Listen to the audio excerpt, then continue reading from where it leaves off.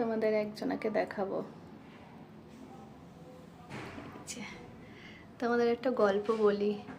এই কার্তিক হচ্ছে আমার বড় ছেলে, মানে আমার ছেলে যখন হয়েছে তার 1 বছর আগে আমার পিসির ছেলে আমার ভাই কার্তিক দিয়েছিল আমাকে। খুব আনন্দ পেয়েছিলাম। দিয়ে সেই থেকে আমি কার্তিক পুজো করি। বহু দিন হয়ে গেছে, ছেলেও বড় হয়ে গেছে। দিয়ে ভাবলাম যে ঠিক আছে তাহলে এবার কার্তিক ঠাকুর পুজো আর করবো না। দিয়ে পরে যখন মিঠি হলো তখন কার্তিককে বলেছিলাম যে আমার তো 2 ছেলে, একটা কার্তিক একটা অঙ্কুশ, অবশ্য এখন 3 ছেলে। এই যে এই দেখো বাবারি, এটা আমার সব থেকে সোনা ছোট্ট। দিয়ে বলেছিলাম মিঠি যদি হয় তাহলে সারা জীবন কার্তিক পুজো করবো। দিয়ে তো ব্যাস চলছে, এখন চলবে কার্তিক পুজো। আমি করব, ছেলে করবে, সবাই পরম্পরা হয়ে চলবে। আর এই যে গোপাল